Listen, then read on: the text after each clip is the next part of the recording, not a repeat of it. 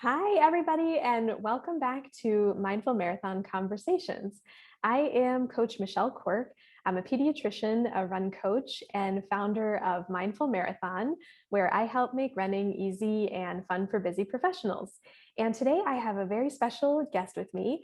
I have with me Dr. Marion McCrary. She is a primary care internal medicine physician in North Carolina and a national board certified health and wellness coach. And she is a runner, and I'm thrilled to have her here. So, welcome, Marion. Thank you so much for having me. And I love that. She's a runner. It took me a long time to be able to say I'm a runner. So I appreciate that. So Oh, yeah, I love it. I love it. Well, tell us a little bit about yourself and the start of your running journey. I would love to. As I said, I'm a runner, and it wasn't true for a long time. I actually started running after I turned 30, and it came out of being involved in doing several of these long distance walks for fundraising.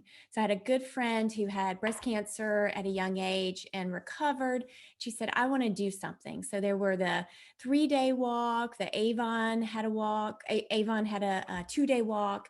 And so Yeah. we trained and trained and trained and did several of these walks that were 60 miles over 3 days. Oh, wow. And I was like, this is fun. I love hanging out with everybody, but it takes a long time. Mhm. So when we came back from that, I said, you know what? Maybe I should try running. And I had never been a runner other than, running around the gym and then getting winded and saying, I can't do this.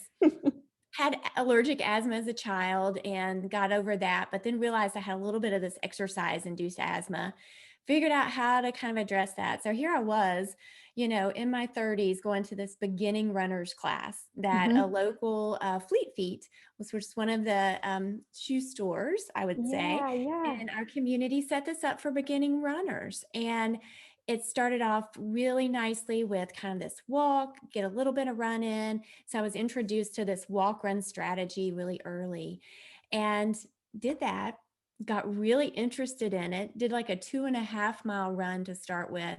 They called it the pumpkin run. So it was on I love trails it. in October. It was great and got the bug. And so then I was Yeah. like, oh, I can do this. So I just kind of looked online, said, okay, what's my next race? Picked a 6 mile race in Charleston with the Bridge Run, which a lot of people have heard of, Yeah. and trained for it, really gung ho, did it.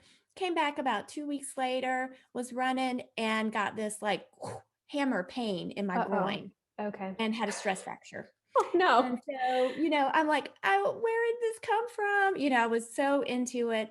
And it really kind of got me off that path for a while.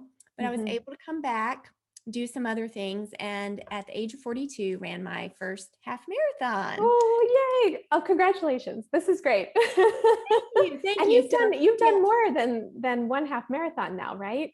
Yeah, so I Yeah. did 3 half marathons within the Awesome. span of 18 months, Ooh. and, then have kind of taken some breaks and come back and taken some breaks, so it's been Mhm.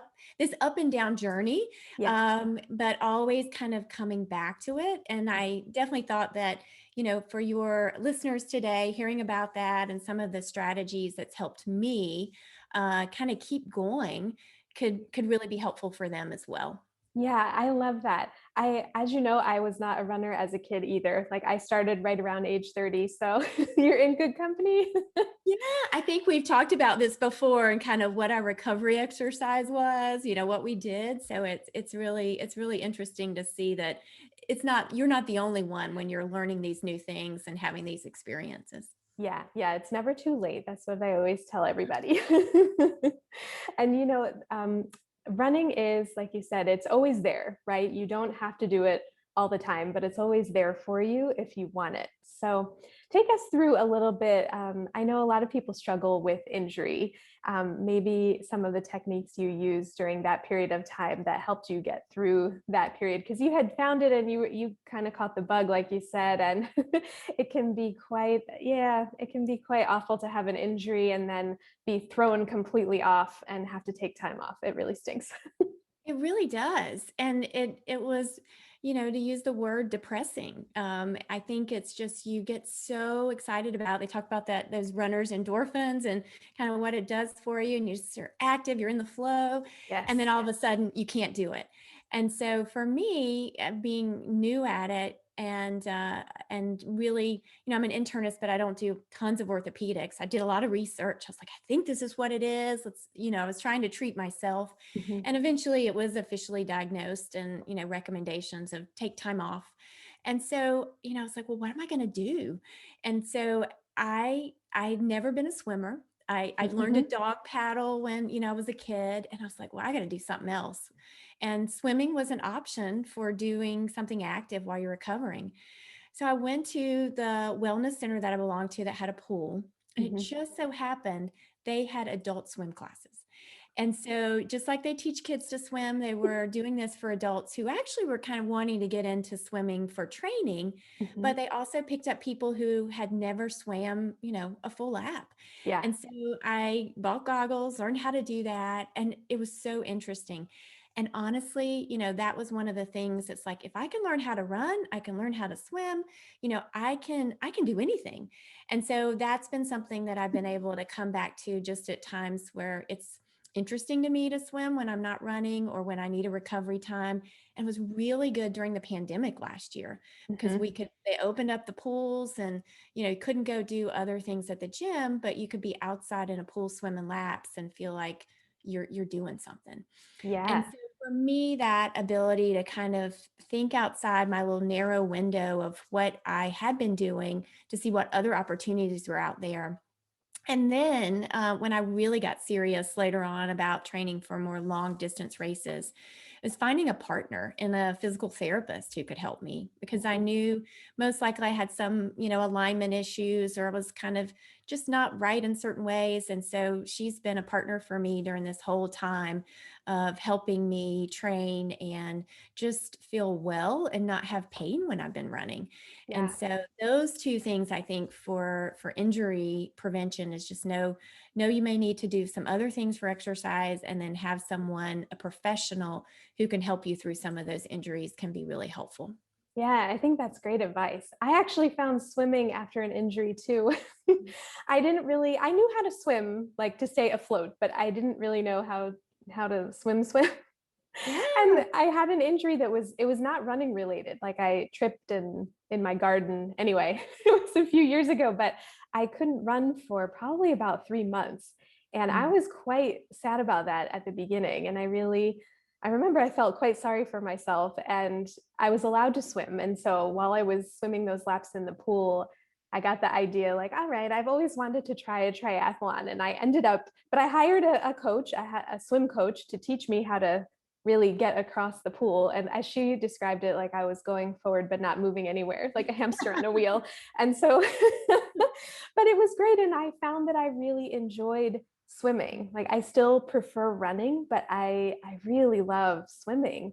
And so I wouldn't have found that otherwise, if it hadn't been for that period of time. And now I know that swimming is there. If I need to take time off, like it's there for me. And I love that. Yeah, and it's so great for your body sometimes to have that ability to cross train, as they say, and just, Mhm. after you've done a long series of running, to give yourself that break and but still have something to do. So Yeah. I agree 100% with you on that. Now tell us, like with the span of that was a pretty quick time period there where you did the 3 half marathons. Did you feel at all like after you got done with that, were you burned out on running, or did that ever happen for you? A little bit, actually. So the first two were in 2016. So I did one in March and one in December, Mhm. and then the last one was November in 2017. Okay. And so at that point, yeah, I was kind of dealing with these nagging things, and I, got to the end of the third one that I did, and I was like, maybe I'm going to take a little bit of time off. I think I actually signed up. There's a 10-mile race in Chapel Hill where I live, the Mhm. Tar Heel 10 miler. And I signed up to do that, 5 months later. I was like, oh, think about it. And so I think I did go through that little bit of a cycle and took some time off. And then we got a puppy the next year and I got distracted. And so I think getting back into it has always been a goal for me when I've taken a little bit of time off, which is, where I am now. I'm actually restarting. I went out and ran this morning Yeah. before I talked. So I could officially say I ran today Mhm. when we were on here. And so I do think there are sometimes competing responsibilities, and you put a lot of time and effort into training for these long distance races, Mhm. that maybe you need to reallocate that time to something else after that season, and you can still get out and run for activity, but you're not putting in those long hours. So I think that's something that supported me with being able to continue to do this over time, is to have that mindset that, it's there when I want it, and I can take a break from it and come back. Mhm. And that's helped me kind of stay friendly with it as well. Yeah, I like that. Stay friendly with it. I think, a lot of us are very, I'll speak for myself, but very high achieving and love to follow a training plan. And I found that I had really been doing training cycle after training cycle up until the pandemic started. Like I had, half marathon. I would pick my goal races for the year and train for those. And I took some time off after each race, but only a couple of weeks really. And yeah, and then, the pandemic hit and there were no races. And so I spent basically a year like base training, like doing lots of easy miles. Like I didn't really have anything on the calendar, but I was okay with it. And I think I needed that time to really rest and regroup. Take a breath. Yeah. Yeah. And especially with all the other things that were going on during the pandemic, and how our energy was going to just kind of managing our days. Yeah. To add the training for, a marathon onto that, might have been really hard. Yeah. That piece that you mentioned of kind of signing up for the next race and having Mhm. that, that on the books to kind of keep you going, that's definitely something that I found that motivated me. Mhm.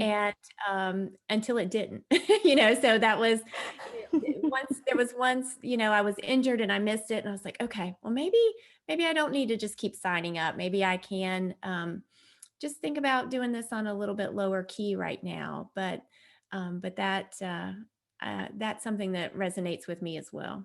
Yeah, I think there's all different ways to get to it. I mean, some people are very motivated by time goals and distance goals and within a race setting, and other people are not. And for me, I think it was nice to take a step back from that. As much as I missed the the race atmosphere, yeah, I was quite happy to plod along and just enjoy my run without having a particular training plan. Yeah. So it Yeah. was good. And then I missed it, after that period of time, I really could feel that I was missing it. And, I'm working toward a 10K. Finally reached out to my coach and found an in-person race. Yay. But yeah, but it was Coming so back. nice though. Yeah, it was nice to take that time and just regroup and remember why I was doing it in the first place without a race or a medal or anything like that. Yeah. Yeah.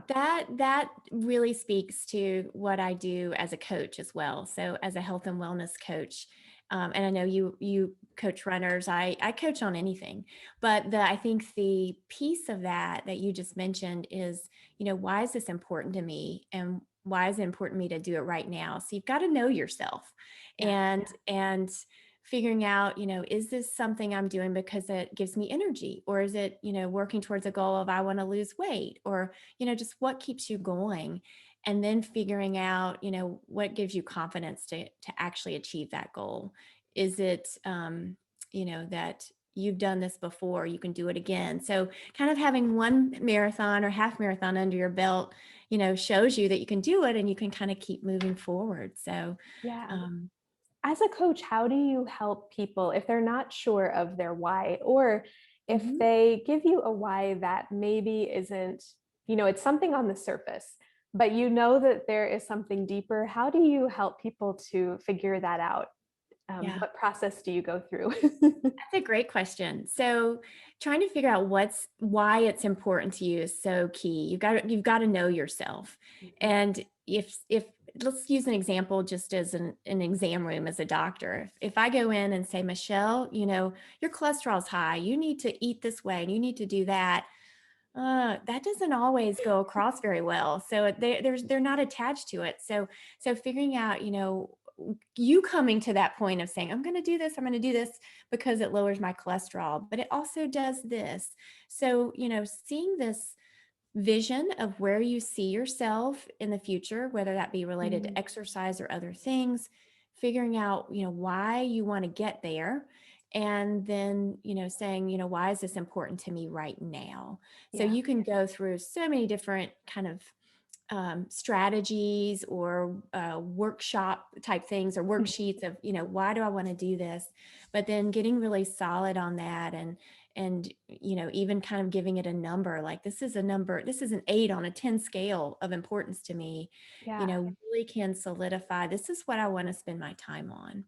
Oh, I like that. I like the number scale. Yeah, I may Yeah. have to adapt that. I ask people, even in my initial questionnaire before we work together, kind of like, what is your motivation to run and why do you have this goal? But sometimes people aren't totally sure. Like it can change and it can evolve over the course of a Yeah. training cycle. But just to get people to start thinking about that, it's just sometimes we don't stop to take a breath and really consider that sometimes. Exactly. And that's, some people who come to running, they're still thinking about it. So they may come to you as a coach of like, "Oh, I'm just not sure yet," and helping them explore that and kind of move from that phase of, as they say, pre-contemplation to contemplation to action. That's sometimes the work as a coach, to just help them, decide that they want to do it, make that choice. Yeah. And once you make that choice, then it's on you and you get to decide. So Oh, I love that. Yeah, that you own it, right? yeah. You make the decision and you own it. Yeah. It's you get to decide you wanna run. It's not somebody's chasing you or For not. sure. I like to say that too, that we don't have to run, we get to run. Mhm. Exactly. Exactly. Unless the zombies are chasing, but That might have been um, a bad dream last night. We won't do that. I So know. Well, do you have tell us where you're headed with your running? You're just getting back into it?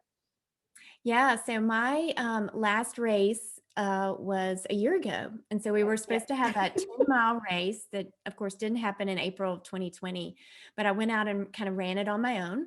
And Mhm. so after that, I did start to take some time off and I've just started back. So for me, I'm a walk runner. So Mhm. I kind of throw a minute of walking in there. And that's a strategy that I've done for all of my half marathons. So I'm Yeah. starting that process back up, building up. Mhm. My husband, who is had his ups and downs with running, threw out to me, do you want to do a half marathon in December? He actually went through aortic valve replacement Oh, wow. last fall for a bicuspid aortic valve. So he's my age, in his late 40s, and so he's like, I'm running now, I want to do this, and so I'm like, Yeah. okay, let's do it. And so I'm like, oh, I got to start training. It's a long way away. This is too early, but so that's my hope, is to kind of get back in, can use all those supports and things I know about myself, having that kind of goal in mind, actually doing a race at a place that I really enjoy, I want to go, Yeah. also makes it, to me, be more accountable, get all my people in place, start my training program.